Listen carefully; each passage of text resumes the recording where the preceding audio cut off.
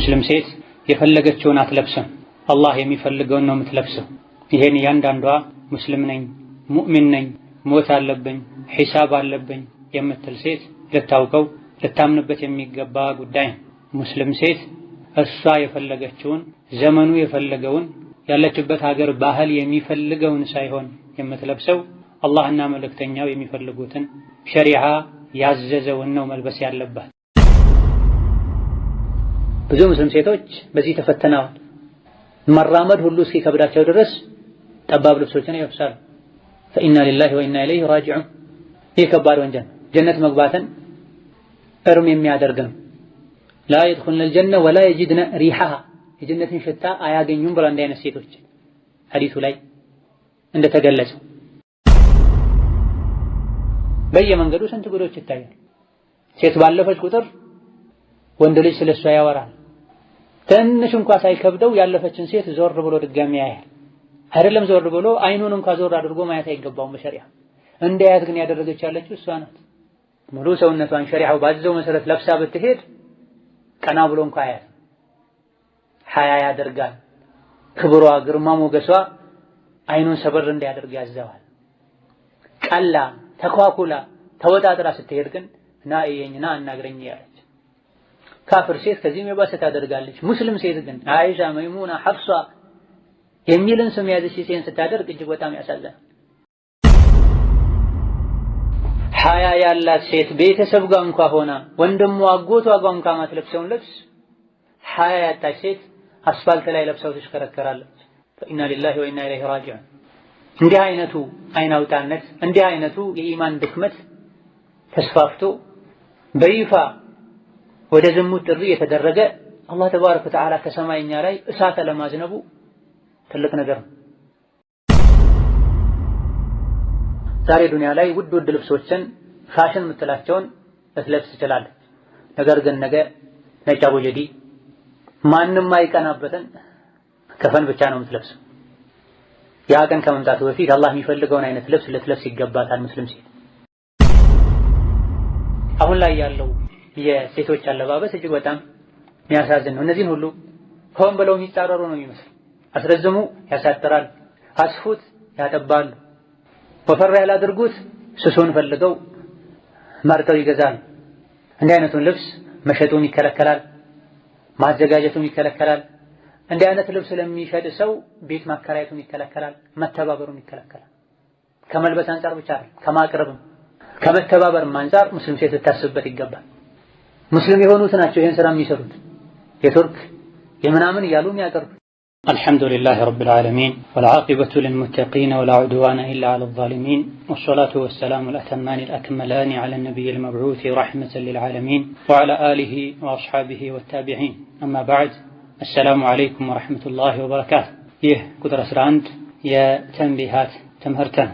ቃለ አልሙአሊፉ ወፈቀሁ ላሁ ተዓላ አልፈስሉ ራቢዕ ከተንቢሃት ክፍሎች ውስጥ አራተኛው ክፍል አሕካሙን ተኽተሱ ቢልሊባስ ወልሒጃብ የሴት ልጅን አለባበስና በተለይም ደግሞ ሒጃብን የሚመለከቱ አሕካሞችን ህግጋቶችን የሚዳስስ ፈስል ነው። እንደሚታወቀው ልብስ የማንነት መገለጫ ነው። ሙስሊም ሴት የፈለገችውን አትለብስም። አላህ የሚፈልገውን ነው የምትለብሰው። ይሄን እያንዳንዷ ሙስሊም ነኝ፣ ሙእሚን ነኝ፣ ሞት አለብኝ፣ ሒሳብ አለብኝ የምትል ሴት ልታውቀው ልታምንበት የሚገባ ጉዳይ ነው።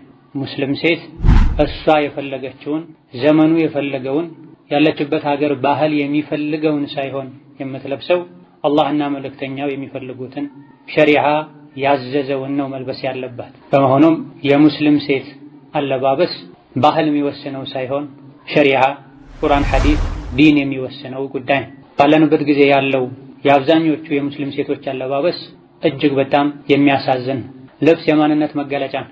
የአንድን ሰው ማንነት፣ ምንነት፣ አቋሙን ከምናውቅበት መንገድ አንዱ አለባበሱን በማየት ማን እንደሚከተል አርአያው ማን እንደሆነ ማወቅ ይቻላል። አላህ ተባረከ ወተዓላ ልብስን አስመልክቶ የቁርአን አንቀጾችን አውርዷል። ያ በኒ አደመ ኹዙ ዚነተኩም ያ በኒ አደመ ላ የፍቲነነኩም አሸይጣኑ ከማ አኽረጀ አበወይኩም ሚነል ጀነህ የንዚዑ ዐንሁማ ሊባሰሁማ። ሌሎችም አንቀጾች አሉ። ነቢይም ዓለይሂ ሰላቱ ወሰላም በልብስና ባለባበስ ዙሪያ ብዙ ብለዋል። የሴት ልጅን አለባበስ በተመለከተም ራሱን የቻለ የቁርአን አንቀጽ ወርዷል።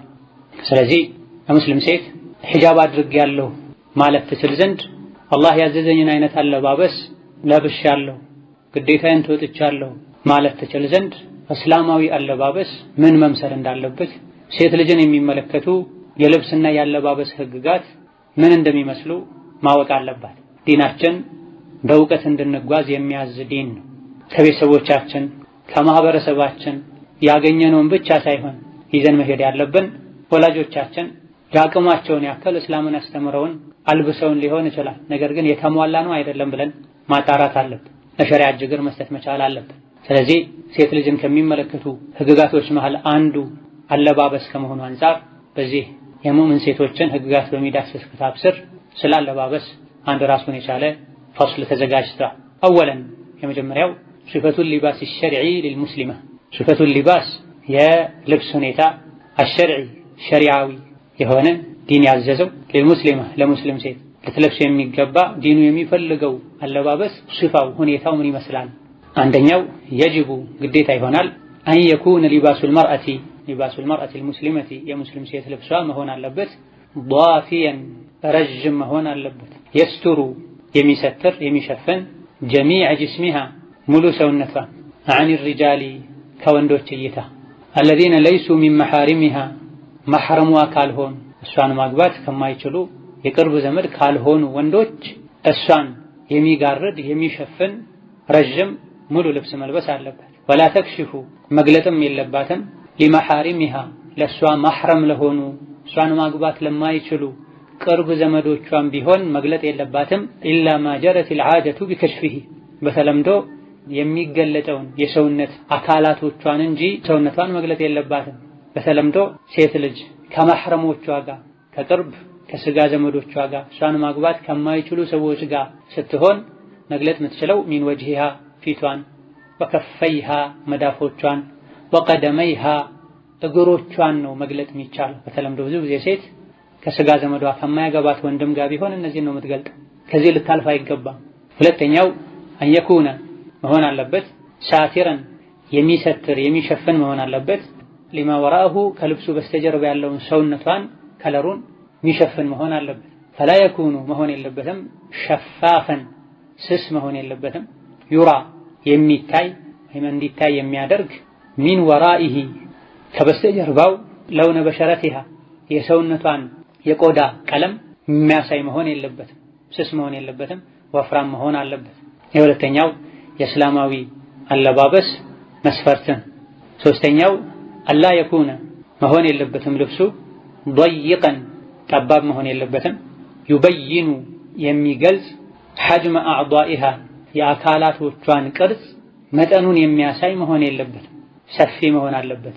ጥብቅ አድርጎ የሚይዝ መሆን የለበትም ማለታቸው። ففي صحيح مسلم صحيح مسلم ላይ عن النبي صلى الله عليه وسلم ከነቢ እንደተነገረው እንደተዘገበው أنه قال ነብዩ ሰለላሁ ዐለይሂ ወሰለም አሉ صنفان ሁለት አይነት ሰዎች ሚን አህሊ ናሪ የእሳት የሆኑ አሉ ወይም ሁለት አይነት ሰዎች የእሳት ናቸው። ለም አረሁማ አሁን ግን አላያቸውም አሉ። አላየኋቸውም እስካሁን ባለው ኮሚቴ ውስጥ። አንደኛው ቀውሙን ሰዎች ናቸው ወንዶች ማዕሁም ሲያጡን ከነሱ ጋር አለንጋ አለ ከአዝናቢል በቀሪ የከብት ጭራ የሚመስል የضربون بها በዚህ አለንጋ ይመታሉ አናሳ ሰዎች እነዚህ የእሳት ናቸው። ወኒሳኡን ሴቶች ደግሞ አሉ ሁለተኛው የእሳት የተባሉት ካሲያት ለስሙ የለበሱ አዓሪያት በሸሪዓ ሚዛን ሲታይ ግን ያልለበሱ መስፈርት ያላሟላን ልብስ የለበሱ ማኢላት ከአላህ መንገድ የወጡ ሙሚላት ሌሎችም ከአላህ መንገድ እንዲወጡ የሚያደርጉ ሰበብ የሚሆኑ ጠመው የሚያጠሙ ሩኡሱሁና ፀጉራቸው ከአስኒመቲል ቡኽት የግመል ሻኛ የሚመስል አልማኢላ ወደ አንድ ጎን ዘንበል ያለ የግመል ሻኛ የሚመስል እንደዚህ አድርገው ፀጉራቸውን የሚሰሩ የሚያሰሩ እነዚህም የእሳት ናቸው። ላ የድኹልነ አልጀነ እንዲህ አይነት መገለጫ ያላቸው ሴቶች ጀነት አይገቡም። ወላ የጂድነ ሪሐሃ የጀነትንም ሽታ አያገኙም።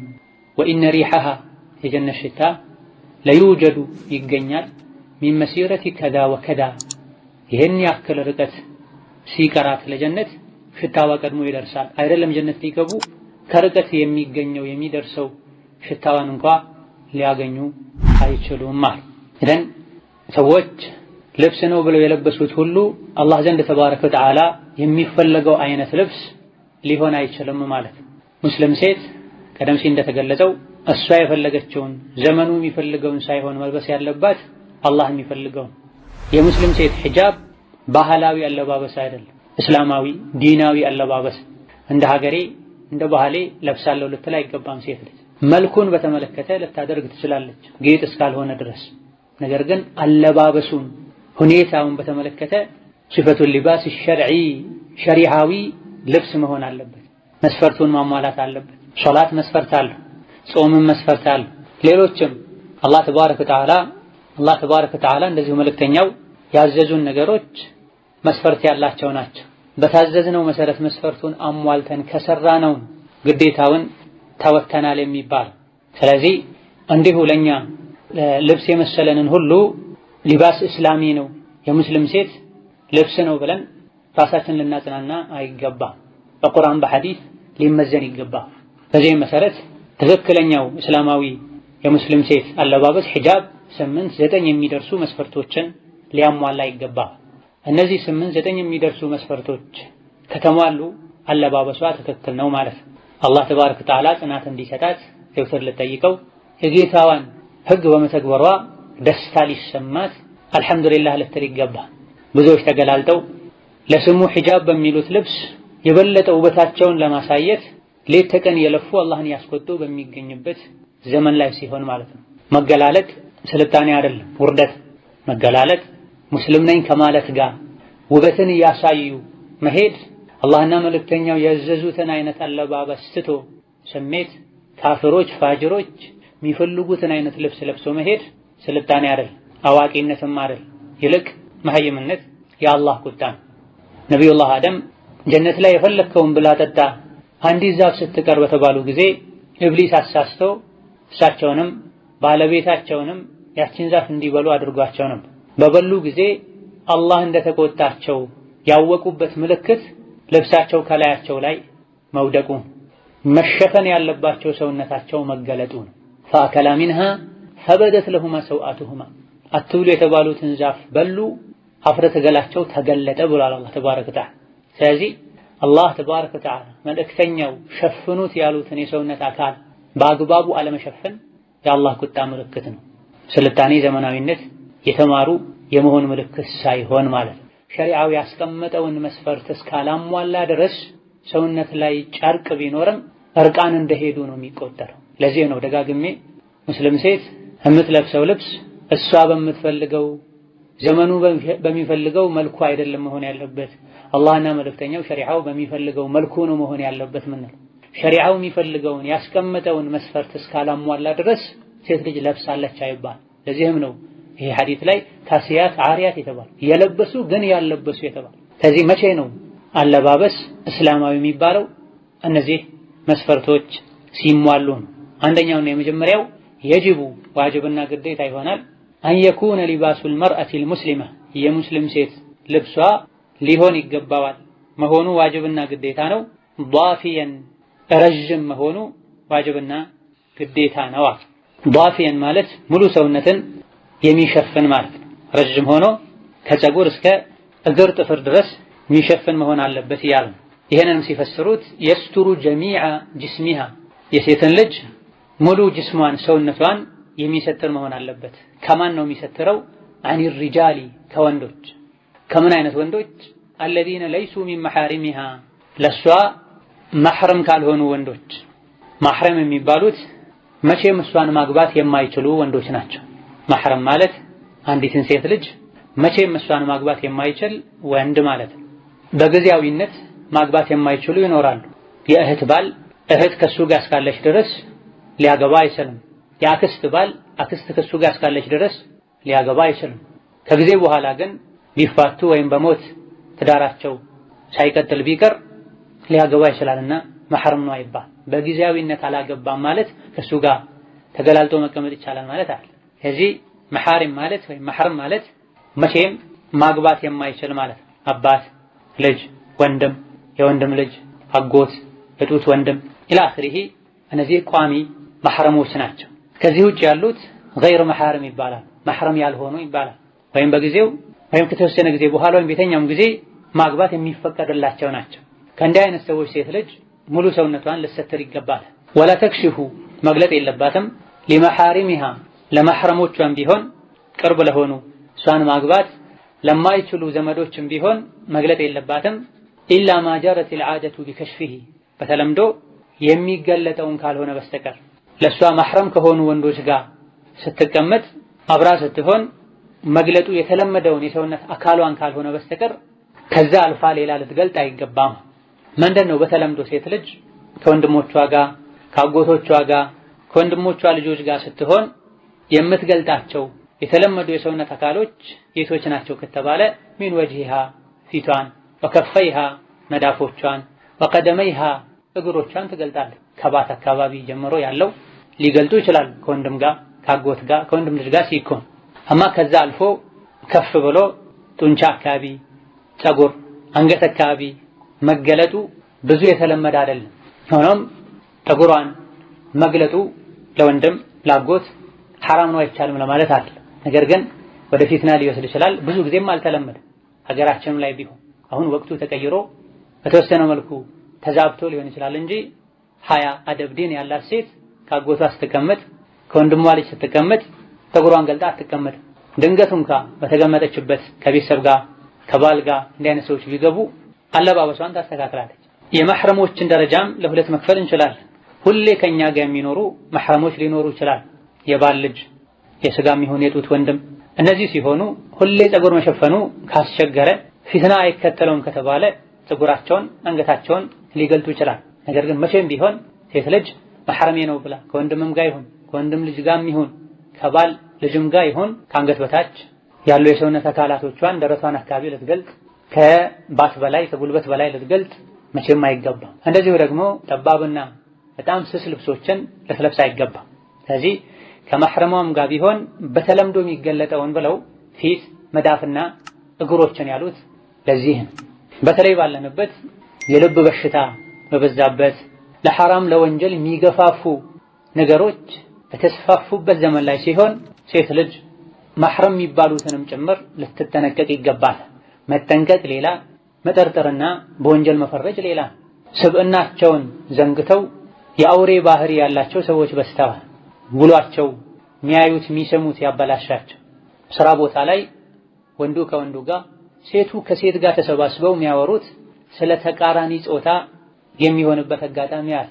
በል ኢማን ሲሳሳ ሐያ ሲጠፋ ወንድና ሴትም ጭምር ተቀላቅለው ለስሙ ፀጉር ላይ ሻሽ ጣል ተደርጎ በጣም አልፎ አልፎ ከዛም የተሻሉ የሚባሉ ልብሶች ተለብሰውም ጭምር ወንድና ሴት ስለ ተቃራኒ ጾታ ቁጭ ብለው ቆመው የሚያወሩበት ሁኔታ አለ። በተለይ ስራ ቦታ ሴት ልጅ ቤት ትቀመጥ የሚባለው ለዚህ አይደለም። ሴት ልጅ ባሏ ካልሆነ ወንድ ጋር ይሄን ልታወራ ቀርቶ ከሴቶችም ጋር ቢሆን ከባሏ ጋር የምታደርገውን ጓዳ ላይ መኝታ ቤት ላይ የሚሆነውን ማውራት ሜዳ ላይ እንደመባለግ ነው ብሏል ነቢያችን ሰለላሁ ዐለይሂ ወሰለም።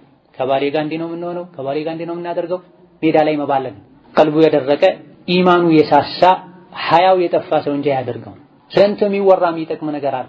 ያን ሁሉ ትቶ ስለ እንደዚህ አይነት ነገር ማውራት አደብ አይደል። በዚህ መልኩ ማውራቱ ስለተስፋፋ ወንድ ውጪ የሚሰማቸው ነገሮች ውስጡን አሳመውት አቅሉን ሐያውን አደቡን እንዲረሳ አድርገውት እህቱን ለሐራም የሚፈልግበት የእህቱ ልጅ ላይ ሐራም የሚፈጸምበት ሁኔታዎች ተከስተዋል። እንዲህ አይነት በሽታ ያለባቸው ወንዶች ያሉበት ቤት ላይ ሲሆን በተለይ ሴት ልጅ ጠንቀቅ ልትል ይገባታል። ከገዛ ወንድሟም ጋር ቢሆን አቀማመጧን አነጋገሯን ልታስተካክል ይገባታል። ወንድሜ ነው ምን ችግር አለው በሚል ከወንድሙ ጋር መተሻሸት መቀራረብ፣ ሐያ የጎደለው አለባበስ ለብሶ አንድ ክፍል መቀመጥ አይመከርም።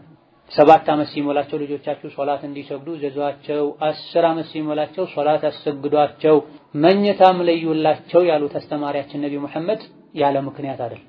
ከዚህ እድሜ ጀምሮ ስለ ተቃራኒ ጾታ ማወቅ ይጀምራል። በተለይ ስለ ውጫዊ የሰውነት ክፍሎች ማጥናት መጠየቅ ይጀምራል።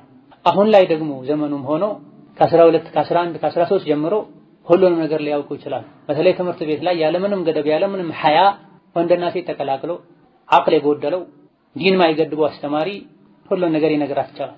አላህ المستعان ኢዳ ልጆቻችንን ከልጅነት ጀምሮ የሂጃብን አንገብጋቢነት ደረጃውን ማስተማር፣ ለአካለ መጠን የደረሰች የዲን ህግጋት የሚመለከቷት ሴት ልጅ ደግሞ ይበልጥ ራሷን ልትጠብቅ ከአጅነቢ ሙሉ በሙሉ ራሷን ልትሸፍን፣ አጅነቢ ካልሆኑትም ቢሆን አለባበሷን ልታስተካከል ይገባል። ከባሏ ጋር ብቻ ነው ያለምንም ገደብ የፈለግሽውን መልበስ ትችያለሽ የምትባል። ከባል ውጪ ካሉት ከማንም ጋር ይሁን ከልጅ ጋርም ጋር ቢሆን አለባበስ አደብ ስርዓት አለ።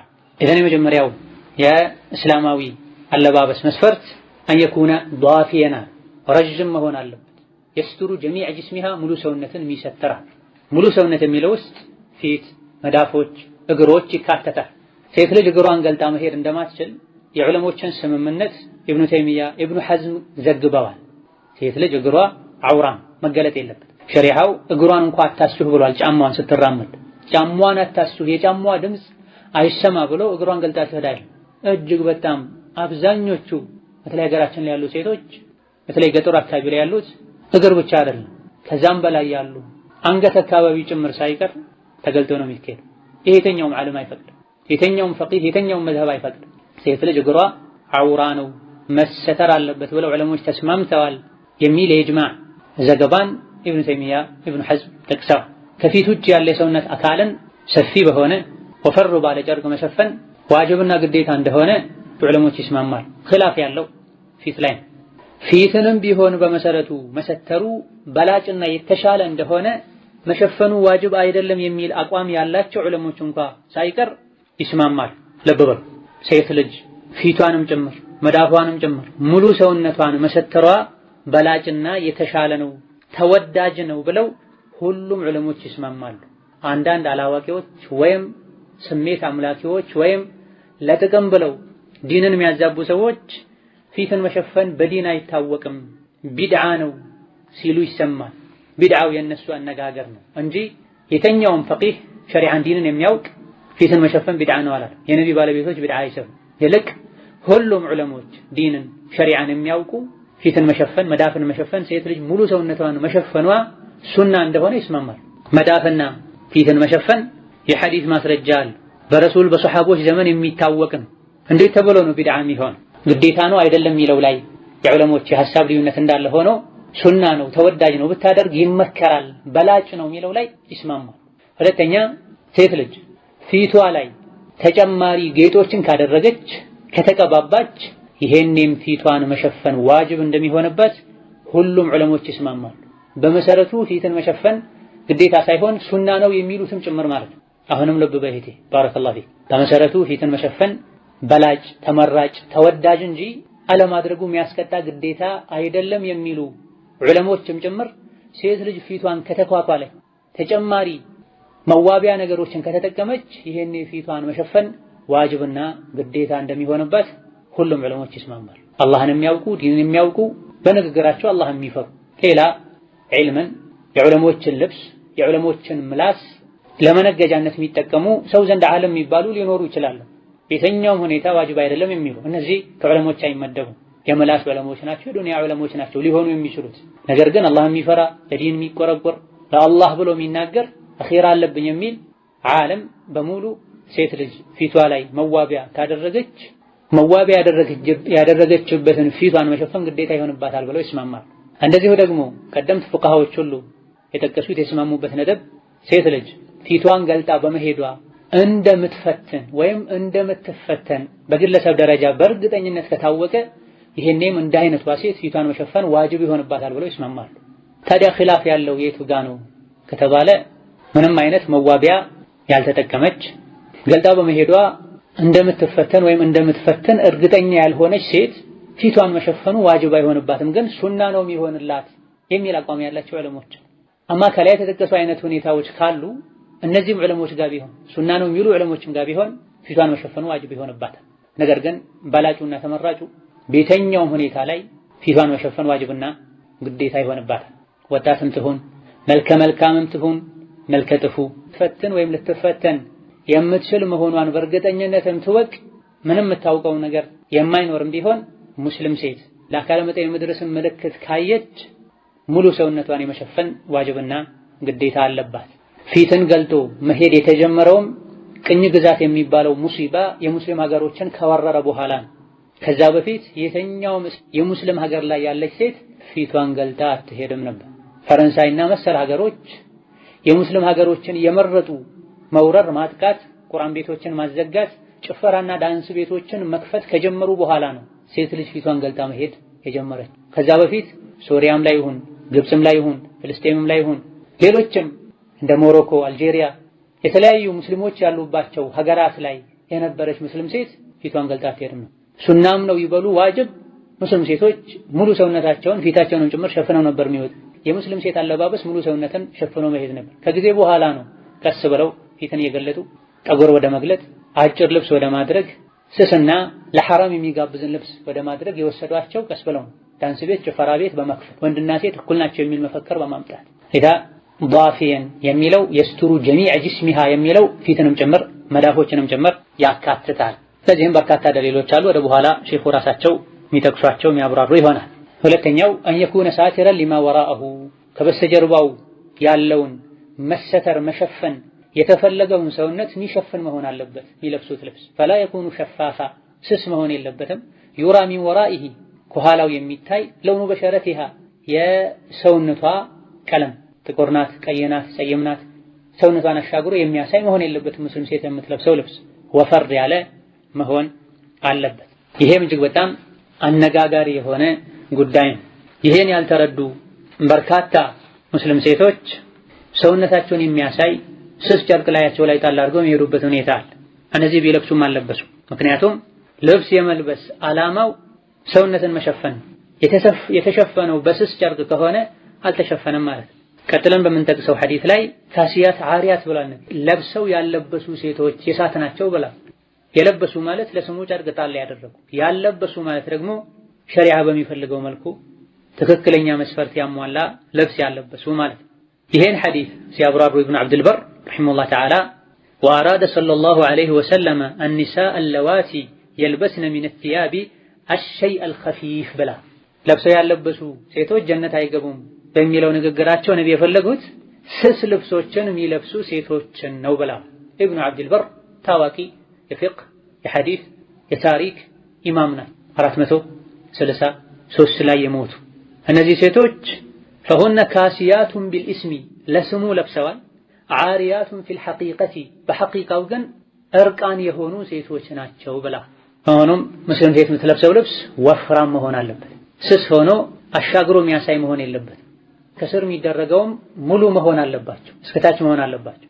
አጠር ያለ ነገር ከታች እስከ ጉልበት ያደርጉና ከላይ ያለውም ስስ ይሆናል። ዕሙመን ሙስሊም ሴት የምትለብሰው ልብስ ወፍራም መሆን አለበት። የግድ በጣም ወፍራም ሆኖ በሙቀት የሚያስቸግር መሆን አለበት ማለት አይደለም። ሰውነትን አሻግሮ የሚያሳይ መሆን የለበትም። ፈላ የኩኑ ሸፋፋ በጣም ስስ መሆን የለበትም። ዩራ ሚን ወራኢሂ ከበስተጀርባው እንዲታይ የሚያደርግ ለውኑ በሸረቲሃ የሰውነቷ ቀለም የሚታይ ጥቁር ቀይ መሆኑ የሚታወቅ መሆን የለበትም።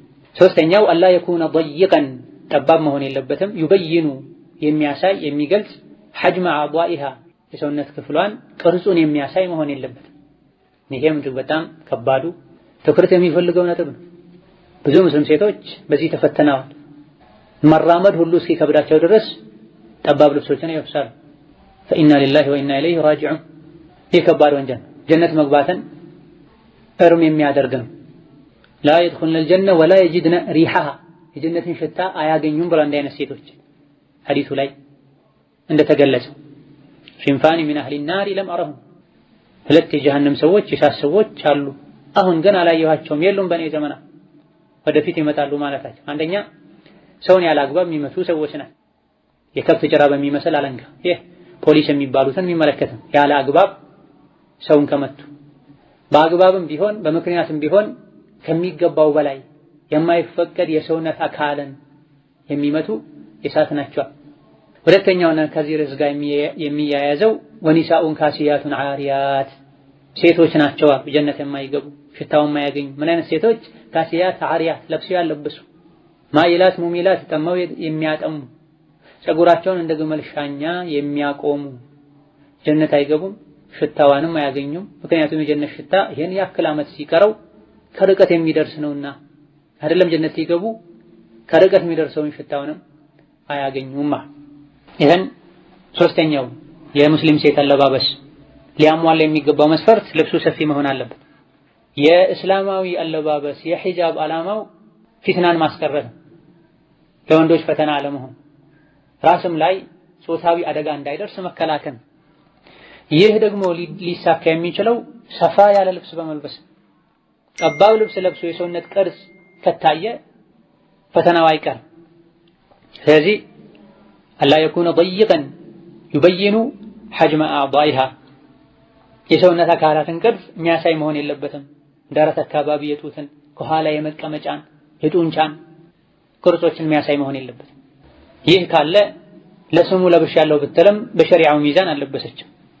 ካለመልበስና ሒጃብን ከማጉደል ወንጀልም አልፎ ወደ ፈሳድ በመጣራት ሰዎችን ለዝሙት ለብልግና በማነሳሳት ወንጀል ሊያስጠይቅ ይችላል። በተለይ በእንደዚህ አይነቱ ፈተና በበዛበት ዘመን ላይ፣ አኽላቅ በተበላሸበት ዘመን ላይ ሴት ልጅ ሰውነቷን ውጥርጥር አድርጎ የሚያሳይ ልብስ ለብሳ ስትሄድ ወንድ ፈተና ላይ ሊወድቅ ይችላል።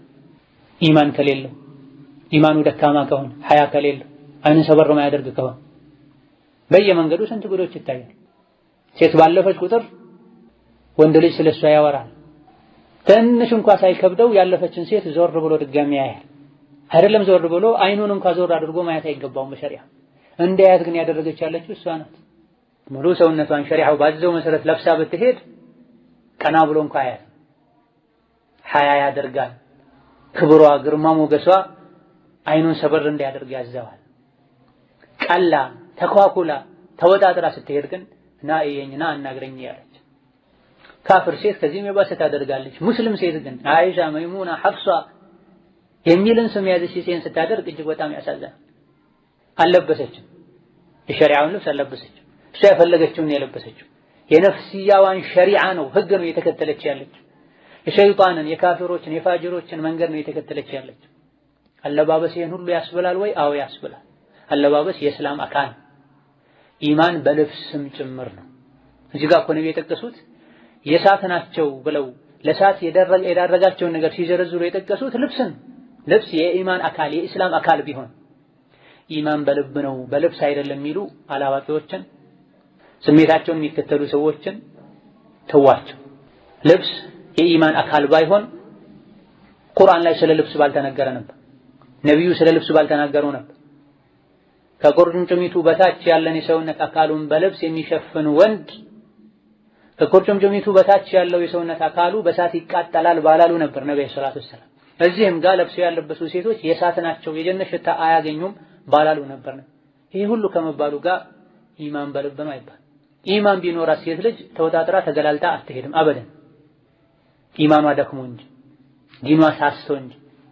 የዚህ ማስረጃው ምንድነው የተባለ እንደሆነ ጠባብ ልብስ መልበስ የሰውነት ቅርጽ የሚያሳይ ጡትን መቀመጫን የሚያሳይ ልብስ መልበስ እንደማይቻል፣ በዚህ መልኩ ከተለበሰ ሒጃብ እንደማይባል ደሊሉ ምንድነው ከተባለ ሐዲሱ ሙስሊሚን ኢማም ሙስሊም የዘገቡ ሶሒህ ሐዲስ ቁርአን ላይ ቡኻሪ ላይ ሙስሊም ላይ የተዘገበን ሐዲስ የተኛው ሙስሊም ልቡን ከፍቶ ሊያደምጥ ሊቀበል ሊተገበር ይገባል። ምንም ጥርጥር የለም ሶሒህ መሆኑ ላይ። ይሄ ሐዲስ ላይ ምን ተብሏል? ካሲያት አሪያት ለብሰው ያለበሱ ተብሏል። ለብሰው ያለበሱ የሚለውን የሐዲስ አዋቂዎች ሲፈስሩት ስስ ልብስ የሚለብሱ ናቸው፣ ለስሙ የለበሱ በተጨባጭ ግን በእውነት ግን እንደ ሸሪዓው ያለበሱ ሴቶች ናቸው ብለው የሐዲስ አዋቂዎች ፈስረውታል። ይህ ብቻም አይደለም፣ ሌላም ሐዲስ አለ። አብዱያኡል መቅዲሲ አልሙኽታራ በተሰኘው ክታባቸው ላይ ኢማም አሕመድ፣ በይሐቂ ሌሎችም ሶሒህ በሆነ ሰነድ እንደዘገቡት ኡሳማ ኢብኑ ዘይድ ረሒመሁላህ ተዓላ ረሱሉ ዓለይሂ ሰላቱ ወሰላም የሆነን ልብስ ሰጡኛል። ዲሕየቱል ከልቢ የሚባል ሰው ለሳቸው ሰጥቷቸው የነበረን ልብስ ለኔ ሰጡኛል። እኔ ደግሞ ለባለቤቴ ሰጠኋት አሉ ኡሳማ። የሆነ ጊዜ ላይ ነብዩ ሰለላሁ ዐለይሂ ወሰለም ያቺን የሰጠሁህን ልብስ ለምንድነው ለብሰሃት ማላየው ብለው ጠየቁኛል። ያ ረሱላህ ለባለቤቴ ሰጥቻት ነው አልኳቸው አሉ ኡሳማ። ይሄን የነብዩ ሰለላሁ ዐለይሂ ወሰለም ምን አሉ? ልብ ብለሽ ስሚ ያ አመተላህ አየቱሃል ሙስሊማ ሙርሃ فلتجعلها تحت غلالة فإني أخاف أن تصف حجم عظامها هذا كلام رسول الله الصادق المصدوق عليه الصلاة والسلام أنت أسامة هوي ልብሱ በመሰረቱ ላንተ የሚሆን ነበር ተባለቤት ከሰጠሃት እንግዲያውስ ከስር እንድትለብሰው ንገራት ከላዩ ላይ ሌላ ነገር ተደረበበት ምክንያቱም እኔ የአጥንቷን ቅርጽ የሰውነቷን ቅርጽ እንዳያሳይ ሰጋለሁ አሉ አለይሂ ሰላቱ ወሰላም ኢዘን النبي الأكرم عليه الصلاة والسلام ሴት ልጅ የምትለብሰው ልብስ የሰውነትን ቅርጽ እንዳያሳይ ከልክለዋል የምትለብሰው ልብስ የሰውነትን ቅርጽ የማያሳይ እንዲሆን አዘዋል የሰውነቷን ቅርጽ እንዳያሳይ እሰጋለሁ ብላ ሌላ ነገር እንድትደርብበት ንገራት ብላ እሳቸውን ያሰጋቸውን ነገር ልታደርግ አይገባም ማለት የነቢ ወዳጅ ከሆነች ሸይኹል ኢስላም ተይሚያ ረሂመሁላህ ተዓላ በዚህ ዙሪያ ሲናገሩ ምን አሉ قال شيخ الإسلام تيمية في مجموع الفتاوى 22ኛው مجلد 146ኛው ገጽ ላይ وقد فسر قوله صلى الله عليه وسلم የነቢ ንግግራቸው ካሲያት ዓሪያት ሚለው ንግግር فسر ተፈስሯል بأن تكتسي ሴት ልጅ በመልበሷ ما لا يسترها በትክክል ማይሰተራትን ማይሸፍናትን ነገር فهي ሴት ልጅ እንዲህ አይነቱን ልብስ በምትለብስበት ጊዜ ካሲየቱን ለስሙ ለብሳለች فهي في الحقيقة عارية ነገር ግን በሐቂቃው በተጨባጭ ሲታይ በሸሪዓው አለባበሷ ሲለካ ዓሪያ እርቃኗን ነው ያለችው مثل من تكتسي الثوب الرقيق ስስ የሆነን ልብስ እንደምትለብስ ሴት الذي يصف بشرتها የሰውነቷን የቆዳዋን ከለር ቀለም የሚያሳይ አይነት ልብስ የምትለብስ ሴት أو الثوب الضيق አልያ ደግሞ ጠባብ ልብስ የምትለብስ ሴት الذي يبدي የሚያሳይ የሚገልጽን ተቃጢዐ خلقها ተፈጥሯዊ የሰውነት ቅርጾቿን የሚያሳየን ልብስ ምትለብስን ሴት ይመለከታል ይሄ ካሲያት ዓሪያት ሚለው ለብስ ያለበሰች የሚለው مثل ለምሳሌ ዑጀይዘቲሃ ዳሌዋን ወይም መቀመጫዋን ወሳዒደሃ ጡንቻዋን ወነሕዊ ذلك መሰል የሆነ የሰውነት አካሏን ቅርጽ የሚያሳይ አለባበስ የለበሰች ሴት ካሲያት ዓሪያት በሚለው ትገባለች ይሄ የሚመለከተው እንዲህ አይነት አለባበሱን ነው وإنما كسوة المرأة ይልቅ የሙስሊም ሴት ልብሷ ማይስተሩሃ ሙሉ ሰውነቷን የሚሰትር በትክክል የሚሸፍን መሆን አለበት ቆዳውን ራሱንም የሚያሳይ መሆን የለበትም ሰውነቷን ራሱንም የሚያሳይ መሆን የለበትም የሰውነቷን ቅርጽ የሚያሳይ መሆን የለበትም فلا يبدي جسمها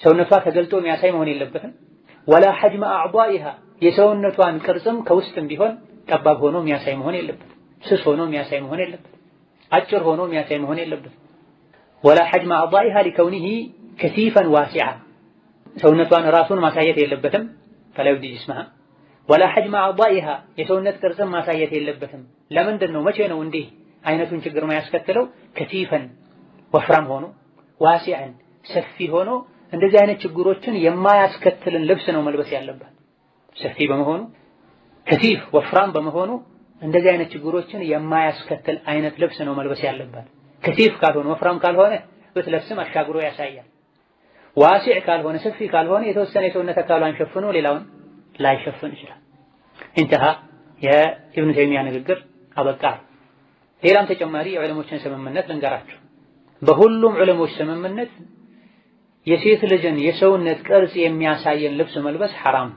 ሻፊዒያን በሉት ሐነፊያን በሉት ማሊክያን በሉት ሐንበሊያን በሉት ማንኛውም አላህን የሚወድ ረሱልን የሚወድ አኺራን የሚፈራ ዲን ያለው ዓለም የትኛውም መዝሀብ ተከታይ ይሁን ሴት ልጅ ጠባብ የሆነ የሰውነት ቅርጽን የሚያሳይ ልብስ ለብሳ መሄድ እንደማትችል ይስማማል በሁሉም ዑለሞች ስምምነት ሰውነት ላይ ጥብቅ የሚል የሰውነትን ቅርጽ የሚያሳይ ልብስ መልበስ ሐራምና ክልክል የፈቀደ ካለ የቀራው ከነቢ መድረሳ አይደለም ከሌላ መድረሳ ነው የቀራው ሐያ ሲጠፋ ሰዎች የማያደርጉት ነገር የለም ሐያ ያላት ሴት ቤተሰብ ጋር እንኳን ሆና ወንድሟ አጎቷ ጋር እንኳን ማትለብሰውን ልብስ ሐያ ያጣች ሴት አስፋልት ላይ ለብሰው ትሽከረከራለች فإنا لله وإنا إليه راجعون እንዲህ አይነቱ አይናውጣነት እንዲህ አይነቱ የኢማን ድክመት ተስፋፍቶ በይፋ ወደ ዝሙት ጥሪ የተደረገ አላህ ተባረከ ወተዓላ ከሰማይኛ ላይ እሳት ለማዝነቡ ትልቅ ነገር ነው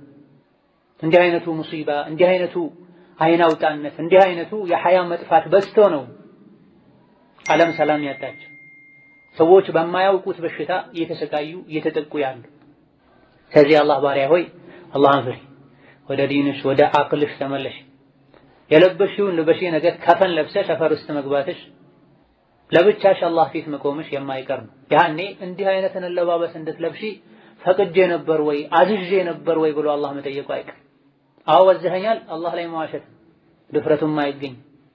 አይ አላውቅም ነበር፣ ለምን አላወቅሽ? ቢያንስ ከዙሪያሽ ሙሉ ሒጃብ ለብሰው የሚሄዱ እህቶችን እያየሽ አልነበረም? ለምን አልጠየቅሽም? የሚል ጥያቄ ይመጣል። ሐያና ኢማን እየተሳሰሩ ናቸው። አንዱ ከጠፋ ሌላኛውም ይጠፋል ብለዋል ነብዩ ሰለላሁ ዐለይሂ ወሰለም። ኢማሙ ሐኪም ሌሎችም በዘገቡት ሐዲስ አልሐያኡ ወልኢማኑ ቁሪና ጀሚዓ ፈኢዛ ሩፊዐ አሐዱሁማ ሩፊዐ አልአኸር። ኢማንና ሐያ አይናፋርነት የተሳሰሩ ናቸው፣ የተያያዙ ናቸው። አንድ ሰው ጋር አንዱ ከጠፋ ሌላኛውም አብሮ ይጠፋል ብለዋል። ሐያ ያላት ሴት ተገላልጣ በጠባብ ልብስ ተወጣጥራ መቼም አትሄድ። ሐያ ያላት ሴት ተኳኩላ ተውባ አጅነቢ እንዳያት አታደርግ። አራተኛው የእስላማዊ የሙስሊም ሴት አለባበስ መስፈርት አላ ተተሸበሀ መመሳሰል የለባትም ቢርጃሊ ከወንዶች ጋር ፊ ሊባሲሃ ባለባበሷ። ፈቀድ ለዐነ ነቢዩ ሰለላሁ ዐለይሂ ወሰለም ነቢ ረግመዋል አልሙተሸቢሃቲ የሚመሳሰሉትን ሚነ ኒሳ ሴቶች ሆነው ቢርጃል ከወንድ ጋር የሚመሳሰሉት። ወለዐነ እንደዚሁ ረግመዋል አልሙተረጅላቲ እንደ ወንድ ወንድ የሚያደርጋቸውን ሚነ ኒሳ ከሴቶችማ። ወተሸቡሁሃ ቢረጁል ሴት ልጅ ከወንድ ጋር ተመሳስላለች የሚባለው ፊ ልብሲሃ ባለባበሷ መቼ ነው ያልሽ እንደሆነ አንተልበሰ ስትለብስ ነው። ማየኽተሱ ቢሂ የወንድ ብቻ የሆነውን ልብስ ስትለብስ ከወንድ ተመሳስላለች ይባላል። ነውዐን ከአይነት አንፃርም ይሁን ይሄ የወንድ ብቻ ልብስ ነው የሚባልም ይሁን ወሲፈተን በመሰረቱ የሴትም ቢሆን አለባበሱ ሲፋው ሁኔታው የወንድ የሚያስመስለውን አይነት አለባበስ የለበሰች እንደሆነ ከወንድ ጋር ተመሳስላለች ባለባበሷም ይባል። ፊ ዑርፊ ኩሊ ሙጅተማዕ በሁሉም ማህበረሰብ ልማድ ቢሐሰቢሂ እንደ ሁኔታው አንድ ሀገር ላይ የወንድ የሚባል ልብስ ሌላ ቦታ ላይ የወንድ ላይባል ይችላል። ሁሉም ልብሶች ሁሉም ሀገር ላይ ተመሳሳይ በሆነ መልኩ ወጥ በሆነ መልኩ የወንድ ብቻ ነው ላይባል ይችላል። ስለዚህ ባለችበት ሀገር የወንድ የተባለን ልብስ ራሱንም ይሁን የሴቱንም ይሁን እንደ ወንድ አድርጋ ልትለብስ አይገባም። ይሄም ወሳኝ የሚባል የሂጃብ መስፈርት ነው። ከወንድ ጋር መመሳሰል ለሴት ክልክል ነው። ከሴት ጋር መመሳሰልም ለወንድ ክልክል ነው፣ ሐራም። እንዲህ ብሎ ይሄን ያደረገ ተረግሟል። በነቢይ አንደበት አላህ ረግሞታል፣ ነቢይ ረግመውታል። ሴት ሆና እንደ ወንድ የሚያደርጋት ተረግማለች። የአላህ እርግማን ከባድ ዱንያ አኺራ የሚያበላሽ። ሶሒህ በሆነ አቡ ሁረይራ ባስተላለፉት ሐዲስ ለዐነ ረሱሉላሂ ሰለላሁ ዐለይሂ ወሰለም አልረጁለ የልበሱ ሊብሰተል መርአ ወልመርአተ ተልበሱ ሊብሰተል ረጁል ተብሏል። ነቢዩ ረግመዋል ወንድ ሆኖ የሴትን ልብስ የሚለብስ ሴትም ሆና የወንድን ልብስ የምትለብስን ብለዋል። በሌላ ሐዲስም ወንድ ሆኖ ከሴት የተመሳሰለ ሴት ሆናም ከወንድ የተመሳሰለች ከኛ አይደሉም ብለዋል ነብዩ ሰለላሁ ዐለይሂ ወሰለም። ወንዳ ወንድ ሴቶችን ሴታ ሴት ወንዶችን ነቢ ረግመዋል የሚል ሐዲስም አለ። አስወጧቸው ከቤታችሁም ብለዋል። እንደዚህ አይነት ሰዎችን አስወጧቸው ከቤታችሁ ብለዋል።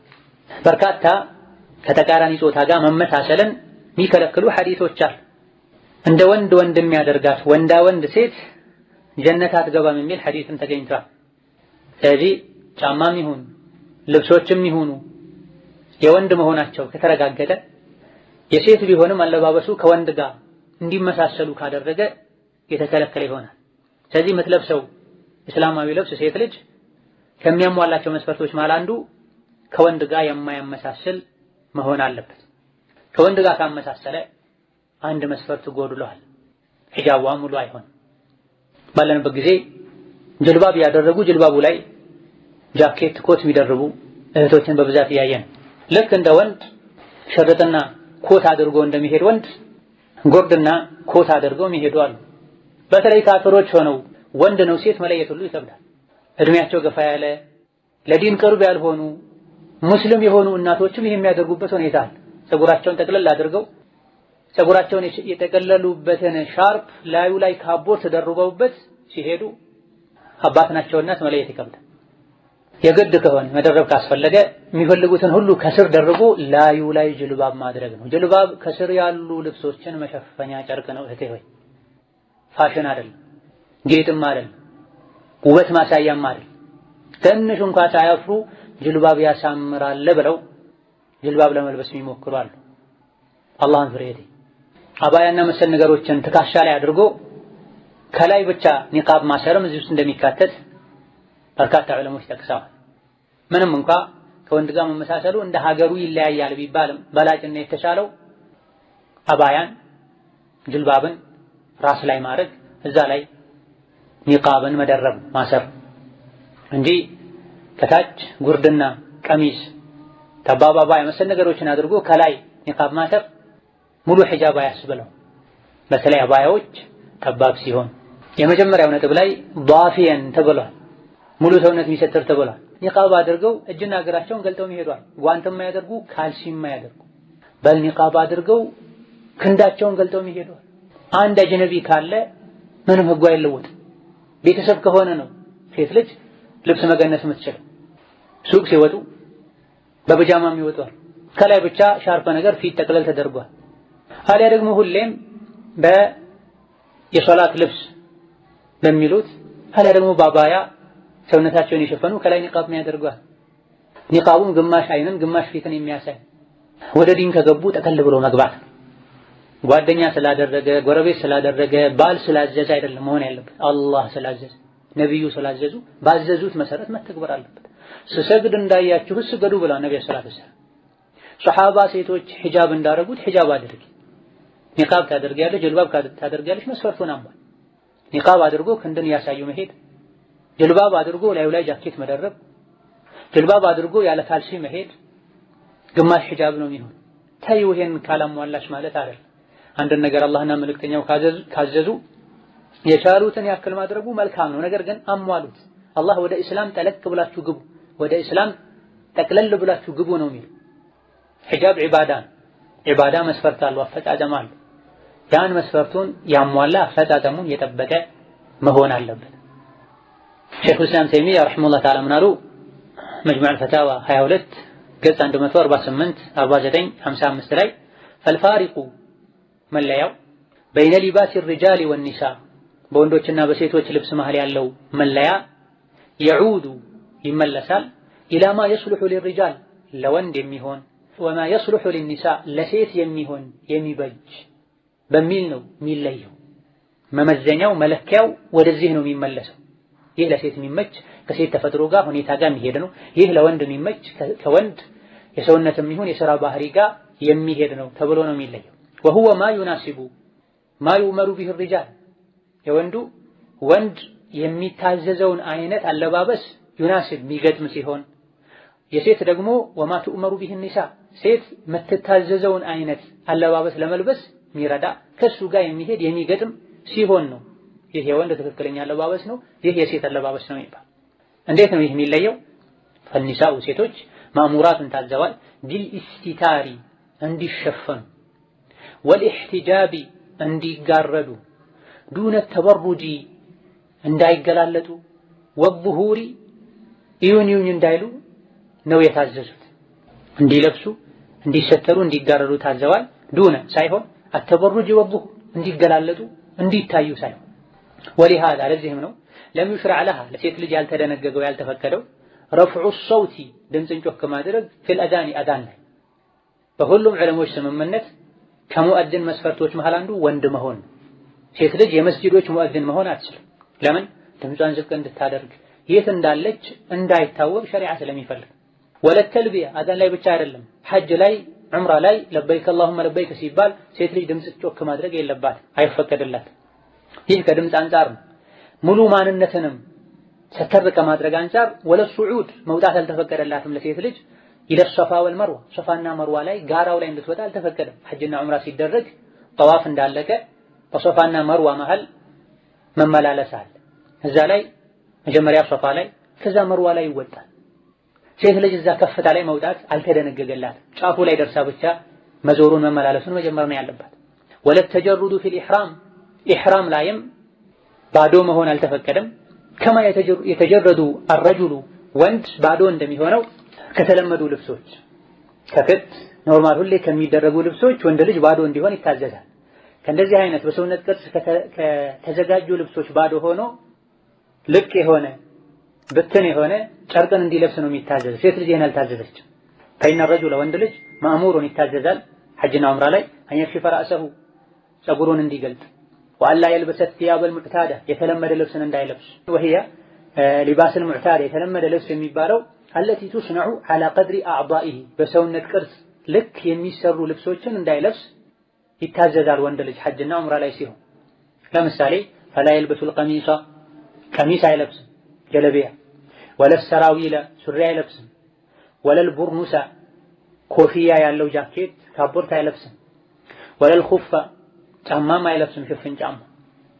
ኢላ አን ቃለ ኢብኑ ተይሚያ ሲናገሩ ንግግራቸው ቀጠለ ምን እስኪሉ ድረስ ወአመል መርአቱ ሴት ልጅ ግን ፈኢነሃ እሷ ለም ቱንሃ አልተከለከለችም አን ሸይኢን ስለምንም ነገር ምን ሊባስ ከልብስ አይነቶች የትኛውንም ልብስ አትልበሺ አልተባለችም። ሐጅና ዑምራ ገደብ አልተቀመጠባት። ሊአነሃ ለምንድን ነው ይሄ የሆነው? ማእሙራቱን ሴት ልጅ ትታዘዛለችና በሸሪዓው ቢልኢስቲታሪ ራሷን እንድትሰትር እንድትሸፍን፣ ወልኢሕቲጃቢ እንድትጋረድ ፈላ ዩሽረዑ ለሃ ضد ذلك የዚህ ተቃራኒ የሆነ ነገር አይፈቀድላት። ሐጅ ላይ እንኳ ዑምራ ላይ እንኳ ብትሆን ቀሚስ አታድርግ ጅልባብ አታድርግ አይባል። ላኪን ነገር ግን ሙኒዓት ተከልክላለች ሴት ልጅ በሐጅና ዑምራ ምክንያት አንተንተቂባ ኒቃብ ማድረግ ተከልክላለች። ወአን ተልበሰል ቁፋዘይኒ ሐጅና ዑምራ ላይ ጓንት ማድረግም ተከልክላለች። ሴት ልጅ የተከለከለችው በሐጅና ዑምራ ጊዜ እነዚህም ብቻ። ወንድ ብዙ ነገር ተከልክሏል። ልቅ የሆነ ጨርቅ ብቻ እንዲለብስ ነው የተፈቀደለት ፎጣ ማለት። ሴት ልጅ ግን ምንም አልተከለከለችም። በመሰረቱ እንድትሰተር ስለታዘዘች የተከለከለችው ኒቃብ ብቻ ነው፣ ጓንት ብቻ ነው። ለምንድን ነው? ሊአነ ዛሊከ ሊባሱን መስኑዑን ጓንትና ኒቃብ የተሰራ ልብስ ነው። አላ ቀድሪ ልዑድዊ በሰውነት ልክ የተዘጋጀ ልብስ ነው። ኒቃብ በጭንቅላት ልክ የተዘጋጀ ልብስ ነው። ጓንት በጣቶች ልክ የተዘጋጀ ልብስ ነው። ወላ ሓጀተ ቢሃ ኢለይሂ የሐጅና የዑምራ ወቅት ላይ ይሄን ለመልበስ የሚያስገድድ አስፈላጊ እንደሆነ የሚያደርግ ነገርም አይኖርም። ይህ ማለት ግን ፊቷን ገልጣ ትሄድ ማለት አይደለምና ثم ذكر ከዛም ሸይኹል ኢስላም ተይሚያ ጠቀሱ አነሃ ሴት ልጅ ትغطي መሸፈን እንዳለባት ወጅሃ ፊቷን ቢገይሪሂማ ከኒቃብና ከጓንት ውጪ ባለ ነገር ፊቷና መዳፏን መሸፈን እንዳለባት ጠቅሰዋል። ትغطي ወጅሃ ቢገይሪሂማ ከኒቃብና ከጓንት ውጪ ባለ ነገር መዳፍና እጇን መሸፈን አለባት አሉ። አን ሪጃል ከወንዶች ኢላ አን ቃለ ኢብኑ ተይሚያ ንግግራቸው ብዙ ነው አሉ። ፊኒሃያ መጨረሻ ላይ ወኢዛ ተበየነ ግልጽ ከሆነልን ከተረዳን አነሁ ነው ነገሩ ላቡዳ መቅረት የሌለበት መሆኑን ከተረዳን ከተገለጸልን ሚናን የኩነ በይነ ሊባስ ሪጃል በወንዶች ልብስና ወኒሳ በሴቶች መሃል ፈርቁን ልዩነት መኖር እንዳለበት ከተረዳን የተመየዙ ቢህ ሪጃሉ አን ኒሳ ወንዶች ከሴቶች የሚለዩበት አይነት ልዩነት ልብሱን ብቻ በማየት ይሄ ወንድ ነው ይህች ደግሞ ሴት ናት ማለት የሚያስችል አይነት ልዩነት መኖር እንዳለበት ከተገለጠልን ከተረዳን ወአን የኩነ ሊባሱ ኒሳኢ የሴቶች ልብስም ፊህ ምን አልኢስቲታሪ ወልኢሕቲጃቢ መሰተር መጋረድ መሸፈን ውስጡ ላይ የያዘ መሆን እንዳለበት ማ يحصل مقصود ذلك የመሰተር ዓላማን የሚያሳካ አይነት አለባበስን መልበስ እንዳለባቸው ልብሳቸው ማንነታቸውን የማይገልጽ መሆን እንዳለበት ከተረዳን ظهر ይሄኔ ግልጽ ይሆንልናል። አስሉ هذا الباب የዚህ ርዕስ የዚህ ጉዳይ መሰረቱ ግልጽ ይሆንልናል። የወንድና የሴት አለባበስ ጉዳይ መነሻው መሰረቱ ይገባናል ይገለጥልናል። وتبين أن اللباس إذا كان غالبه لبس الرجال እንዲሁ ከዚህ እንረዳለን አንድ ልብስ غالبه አብዛኛው لبس الرجال የወንድ አለባበስ ከሆነ ኑህየት አንሁ المرأة ሴት ልጅ ከሱ ትከለከላለች። ይሄ ወሳኝ ነጥብ ነው። የወንድም የሴትም ሊሆን ይችላል። ነገር ግን አብዛኛውን ጊዜ የሚታወቀው የወንድ ልብስ መሆኑ ከሆነ ሴት ልጅ ከዚህ ትከለከላለች። ኢላ አንቃል ሼኹ ቀጠሉ فإذا اجتمع في اللباس አንድ አለባበስ ላይ አንድ ልብስ ላይ ከተሰበሰበ ከተገኘ ቅለቱ ሲትሪ የመሸፈን እጥረት በበቂ መልኩ ማይሸፈን ከሆነ በሌላ በኩል ደግሞ ወልሙሻበሀቲ ከወንድ ጋር ከካፍር ጋር ማመሳሰል ከተገኘበት ኑሂየ አንሁ እንዲህ አይነቱ አለባበስ ይከለከላል። ሚን አልወጅሀይኒ በሁለት በኩል በአንድ በኩል በቂ የመሰተር ሁኔታ ስለሌለው በበቂ ሁኔታ ስለማይሸፍ ሸሪዓ ሸፍኑት ያለው፣ በሌላ በኩል ደግሞ ከወንድ ጋር ስለሚያመሳሰል በሁለቱም አቅጣጫ የተከለከለ ይሆናል አሉ። ወላሁ አዕለም ይበልጥ አላህ ያውቃል። እንተሃ የሼኹ ኢስላም ተይሚያ ንግግር አበቃ። ይህ ሐቂቃ ልብ መባል ያለበት ሁሉም ሊረዳ የሚገባ ንግግር። የወንድና ሴት አለባበስ መለየት አለበት። ከወንድ ጋር ያመሳስላል የሚባለው መቼ ነው ካለን የወንድ ልብስ መሆኑ ሀገሩ ላይ አካባቢ ላይ ከታወቀ የወንድ ልብስ፣ የወንድ እንኳ ባይሆን አለባበስሽ የወንድ ካስመሰለው የተከለከለ ይሆናል። በመሰረቱ ሴት ልጅ እንድትሰተር እንድትከለል ታዛለች። የእሷ ልብስ መሆን ያለበት ይሄን ዓላማ የሚያሳካ መሆን አለበት። ወንድ ደግሞ በባህሪው ከቤት እንዲወጣ እንዲሰራ እንዲንቀሳቀስ ታዟል። ከዚህ ጋር የሚሄድ መሆን አለበት። ነገሩ መቀየር የለበት። አሁን ላይ ወንዱ ይጎትታል፣ ሴቷ ታሳጥራለች። ወንዱም ያስተብባል፣ ሴቷም ታስተብባለች። ሸሪዓ ሂዱ ከተባለው አቅጣጫ በተቃራኒው ነው ለመሄድ ጥረት የተደረገ ያለ። ሴት ልጅ እንድትጎትት ነበር የታዘዘችው። አንድ ሰንዘር አንድ ክንድ ይቆሻል እኮ ነጃሳ ሊነካው ይችላል እኮ ሲባሉ አንድ ቦታ ላይ ነጃሳ ቢነካው ሌላ ቦታ ላይ አፈር ሲነካው ይጠራል፣ ጧሃራ ይሆናል ተብሎ። ዛሬ ላይ ግን ሴቷ ወደ ላይ ወንድ ወደ ታች ያደረጉ። ስለዚህ ሴት ልጅ ወደ ዲኗ ወደ ልቧ ወደ ኢማኗ ልትመለስ ይገባል። የተፈተኑ ሰዎች ብዛት ሊፈተናት አይገባም። አላህ ተባረከ ወተዓላ መልበስን ማማርን አልከለከለም። ነገር ግን በሁኔታዎች ገድቦታል። ከእህቶችሽ ጋር ከባልሽ ጋር ከቤተሰብ ጋር ስትሆኚ የፈለግሽውን ልበሽ ከላይ የተጠቀሰውን መስፈርት አዳውን በጠበቀ መልኩ። አማ ከቤት ስትወጪ ሙሉ ሸሪዓ የሚፈቅደውን የሚያዘውን አለባበስ ለብሰሽ ልትወጪ ይገባል። አኺራን የረሱ ዛሬ ዱንያ ላይ እንደፈለጉ የሚሆኑ ሰዎችን አይተሽ እንዳትጣል። ስንትና ስንት ዛሬ ዱንያ ላይ የሚለብሱ አኺራ ላይ ራቆታቸውን የሚቀሩ ሰዎች አሉ ብላ ነብዩ ሰለላሁ ዐለይሂ ወሰለም። በየክፍሉ የተኙ ሴቶችን ቀስቅሷቸው፣ ይነሱ፣ ይስገዱ፣ ዒባዳ ያድርጉ። ስንትና ስንት ዛሬ ዱንያ ላይ የሚለብሱ አኺራ ላይ የሚለብሱትን የሚያጡ የሚገለጡ አሉ ብላ ነብዩ ሰለላሁ ዐለይሂ ወሰለም። ዒባዳ፣ ሐያ፣ ዲን፣ አኺራን ማሰብ ሂጃብ እንድንለብስ ይረዳል፣ ያግዛል ማለት ነው። በአንጻሩ ደግሞ ዲን ላይ ቸልተኛ መሆን አኺራን መርሳት እንዲገላለጡ ሰበብ ይሆናል። ዛሬ ዱንያ ላይ ውድ ውድ ልብሶችን ፋሽን የምትላቸውን ልትለብስ ትችላለች። ነገር ግን ነገ ነጭ አቡጀዲ ማንም አይቀናበትን ከፈን ብቻ ነው የምትለብሰው። ያ ቀን ከመምጣቱ በፊት አላህ የሚፈልገውን አይነት ልብስ ልትለብስ ይገባታል። ሙስሊም ሴት ሐጅ ላይ እንኳን በመሰረቱ የልብስ ለውጥ እንዲደረግ ከመደንገጉ ጋር ወንድ ልጅ ሱሪን፣ ቀሚስን፣ ጀለቢያን መሰል ነገርን ከመከልከሉ ጋር ሴት ልጅ በዛው አለባበሷ እንድትቀጥል ታዛለች። ድምጿንም ማንነቷንም እንድትሰትር ሸሪዓ ያዛል ይፈልጋል። ወሊሃዛ ለም ይሽረዕ ለሃ ረፍዑ ሰውቲ ፊል አዛና። ለዚህም ነው አዛን ላይ ሴት ልጅ ድምፅ ጮክ እንድታደርግ ያልተፈቀደዋል። ሴት ልጅ አዛን ማለት ትችላለች አትችልም ኺላፍ አለበት። በላጩ አዛን ዝክር ነውና ሴቶች ከሴቶች ጋር ሲሆኑ ለብቻቸው ሲሆኑ ድምጻቸው አጅነቢ ጋር በማይደርስበት መልኩ አዛን ቢሉ ይቃም ቢሉ ችግር የለም። አብዱላህ ኢብኑ ዑመር ተጠይቀው ዝክር አትበሉ እላለሁ እንዴ ብላ ከነቢ ባለቤቶችም መሃል ይሄን ያደርጉ እንደነበረ የተዘገበ ሴቶች አሉ። ሴት ልጅ በግሏ ከሴቶች ጋር አዛን ብትል ችግር የለም። ነገር ግን ቋሚ ሙአዚን መሆን አስልም ሴት ልጅ መስጂድ ሄዳ አዛን ብትል ከዛ አልፎ ተልቢያ ላይ ለበይክ አላሁመ ለበይክ ሲባል እንኳን ሴት ልጅ ድምጽ ማውጣት የለባትም እየተባለ ነው። ይህ ከመባሉ ጋር እንዴት ብሎ ነው ሴት ልጅ ሚዲያ ላይ ወጣ ጋዜጠኛ ሆና ቴሌቪዥን ላይ ሬዲዮን ላይ ፕሮግራም የምታቀርበው? በተለይ ደግሞ እስላማዊ የሚባለው እንዴት ሐጅ ላይ ያለ ድምጽ ለበይክ አላሁመ ለበይክ ተብሎ ሚዲያ ላይ ወጣ ሴትን ታስተምር ይባላል? ሴት ልጅ ወንድን ታስተምር ይባላል? ወንዱም ሴቱም ካፍሩም ፋጅሩም ሁሉም የሚያየው ሚዲያ ላይ ትቅረብ ይባላል? አይባልም። ሸሪዓ ተመሳሳይ ነገሮችን አመሳስሎ ተመሳሳይ ሁክም ነው የሚሰጥ። የተለያዩ ነገሮችን ለያይቶ ነው የሚያየው። ሐጅና ዑምራ ላይ አርካን አልኢስላም ላይ ሴት ልጅ ግዴታውን ስትወጣ ያለ ድምጽ ለበይክ አላሁመ ለበይክ ትበላ ራሷ ብቻ ያለው ሸሪዓ በምን ምክንያት ነው?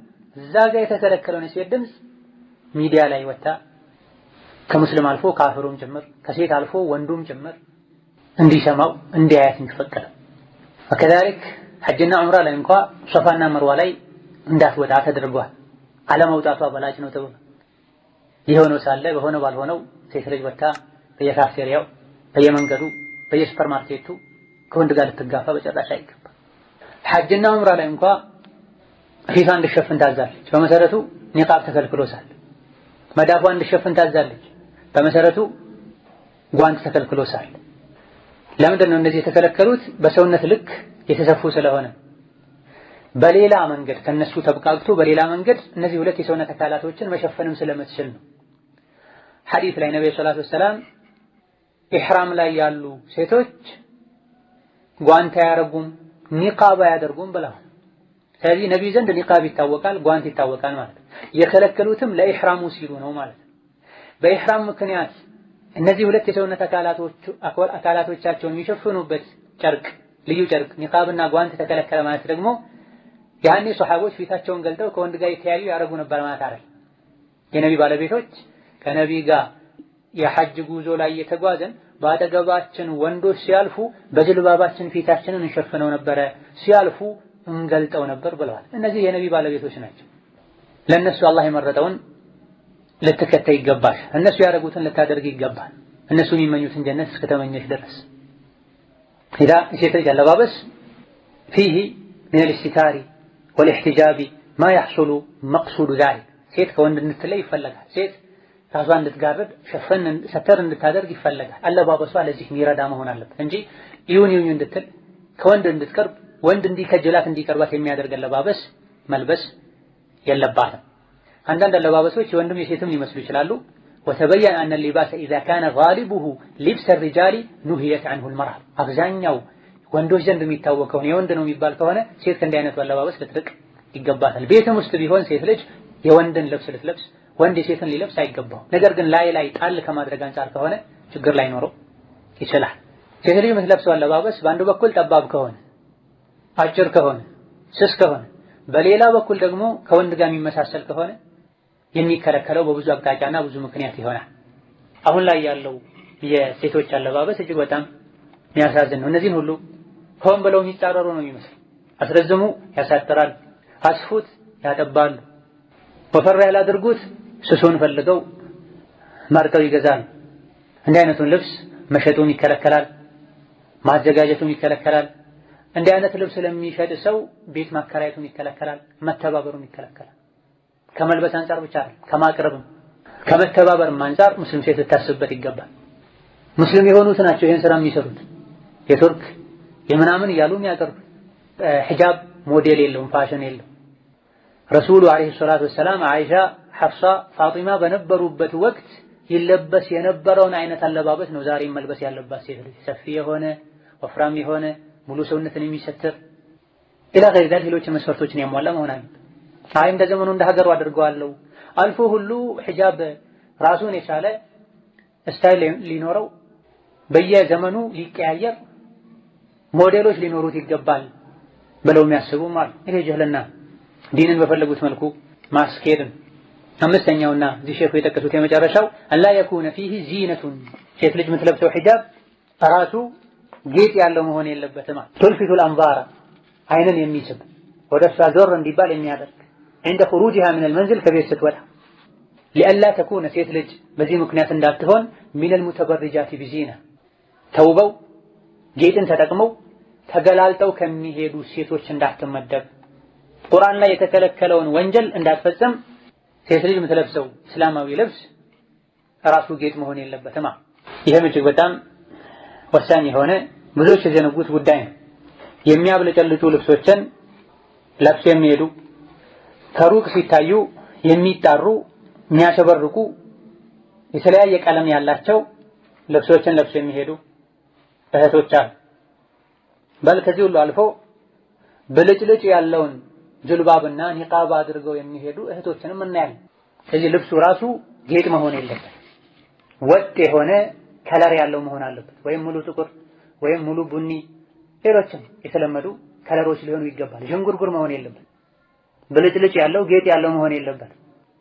ጅልባቡም ይሁን ኒቃብ አይ በላይን ያደረገች እንደሆነ ተውበው የተገላለጡ ሴቶች የሚሰሩትን አይነት ወንጀል ትሰራለች። አላህ ደግሞ ወላ ይብዲነ ዚነተሁን ብሏል፣ ጌጣቸውን አያሳዩ ብሏል።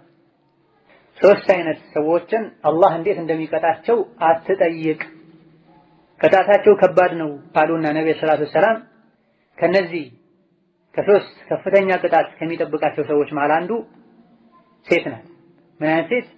ወምራአቱን ጋባ ዐንሃ ዘውጁሃ ወቀድ ከፋሃ ሙእነተ ዱንያ ፈተበረጀት ባዕደሁ ፈላ ተስአል ዐንሁም ብላ ባል ያላት ባሏ የሚያስፈልጋትን ሁሉ የሚያሟላላት ነገር ግን እሷ ባሏ ዞር ሲል ተውባ ተኳኩላ አምራ የምትሄድ የምትወጣ ለሐራም የምትጋብዝ የሆነች ሴት ስለሷ ቅጣት አትጠይቅ ብሏል ነብዩ ሰለላሁ ዐለይሂ ወሰለም። ከባድ ቅጣት አለባቸው ማለታቸው።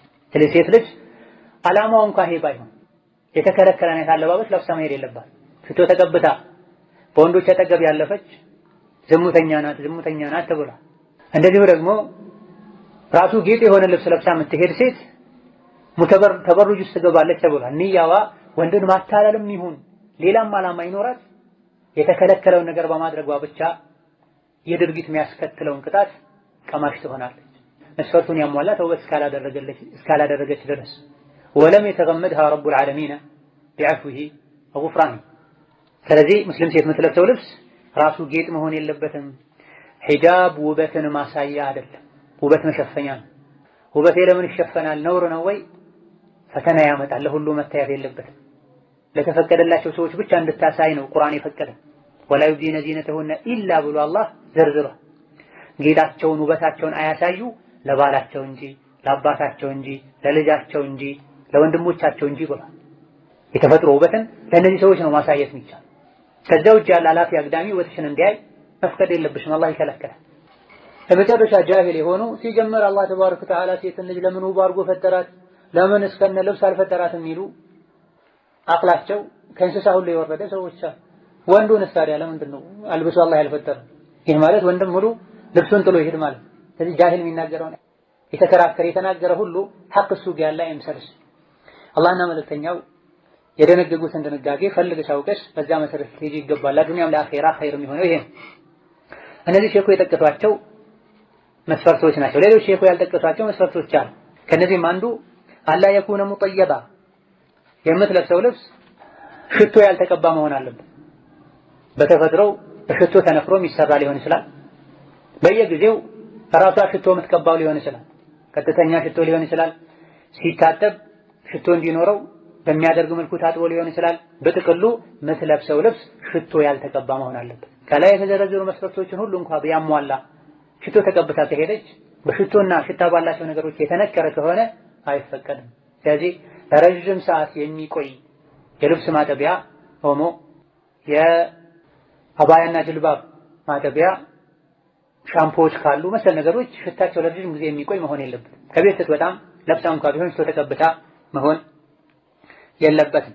ነቢያችን ሰለላሁ ዐለይሂ ወሰለም የትኛውም ሴት ሽቶ ተቀብታ ከቤት የወጣች እንደሆነ ዝሙተኛ እንደምትሆን ተናግራ። አቡ ሁረይራ ለሶላት መስጂድ ትሄድ የነበረችን ሴት ሽቶ መቀባቷን ሲያረጋግጡ ተመለሺ፣ አጥፊው ይሄን አስወግጂው ብላ። ስለዚህ የሚለበስ እስላማዊ ሒጃብ ከሽቶ የጠራ መሆን አለበት። ወሀከዛ ሌላኛው መስፈርት ከካፍር ሴቶች ጋር የሚያመሳሰል መሆን የለበትም። ቀደም ሲል እንደተገለጸው ሒጃብ የዲን ጉዳይ ነው። ሸሪዓችን ከካፍሮች እንድንለይ ያዛል፣ ይፈልጋል። ነቢያችን ሰለላሁ ዐለይሂ ወሰለም ከካፍሮች ጋር የተመሳሰለ እሱ ከነሱ ጋር ነው ብላ ወላ የኩኑ ከለዚነ ኡቱል ኪታበ ሚን ቀብል ብሏል። ከዚህ ፊት መጽሐፍ እንደተሰጡ ሰዎች እንዳይሆኑ የነቢዩ ኡመቶች ብሏል አላህ ተባረከ ወተዓላ። ባለባበስም በእምነትም በስነ ምግባርም በተግባርም ማለት ይሄን አንቀጽ ሲፈስሩ ኢብኑ ከሲር ወሊሃዛ ነሀ አላሁ አልሙእሚኒነ አን የተሸበሁ ቢህም ፊ ሸይኢን ሚነል ኡሙሪ አልአስሊየቲ ወልፈርዕየ ብሏል። በመሰረታዊም ይሁን በቅርንጫፋዊ ነገሮች ሙስሊም ከካፍር ጋር ሊመሳሰል አይገባውም ብላ። ስለዚህ ካፍር ሴት የምትለብሰውን አይነት አለባበስ ልትለብስ አይገባትም። ሙስሊም ሴት ሒጃቧ ከካፍር ሴት ጋር የሚያመሳሰል መሆን የለበትም። ተለይቶ መታወቅን ተለይቶ መታየትን የሚያስከትል መሆን የለበትም አለባበሱ። ትክክለኛውን ሒጃብ ከመልበሷም ጋር አፈጣጠሙ ላይ፣ አለባበሱ ላይ፣ አዘገጃጀቱ ላይ ከሌሎች ሀገሩ ላይ ካሉ ሴቶች ተለይታ የሰው አይን ውስጥ እንድትገባ የሚያደርግ አለባበስ መልበስ የለባት። ምክንያቱም ነቢያችን ሰለላሁ ዐለይሂ ወሰለም ተለይቶ መታየትን የሚያስከትልን አለባበስ ከልክለዋል አለይሂ ሰላቱ ወሰላም። ነሃ ረሱሉላህ ሰለላሁ ዐለይሂ ወሰለም አን ተውቢ አሹህር የሚል ሐዲስ አለ። ሀገሩ ላይ ምንም አይነት ሂጃብ የሚለብሱ ሴቶች ባለመኖራቸው ምክንያት ብቻ ከሆነ ተለይቶ መታየት የሆነው ይሄ ችግር የለውም። ነገር ግን ሀገሩ ላይ ያሉ ሙስሊም ሴቶች ሁሉ የሚለብሱት የተለመደ አለባበስ ያለ ሸሪዓው የማያዝ የማይፈቅድ ከመሆኑ ጋር ለፋሽን ተለይቶ ለመታየት ለመታወቅ በሚል የሚለበስ አለባበስ መኖር የለበትም። هذا الله تعالى አለም። የዛሬ ደርሳችን እዚህ ያበቃል። በቀጣይ ደርስ ላይ ኢንሻአላህ ተዓላ ከሂጃብ ጋር ተያያዥ የሆኑ የቁርአን ሐዲስ ጥቅሶችን ሌሎችንም ከርዕሱ ጋር ተያያዥ የሆኑ ነጥቦችን የምንዳስስ ይሆናል። ወሰላሙ አለይኩም ወራህመቱላሂ ወበረካቱሁ።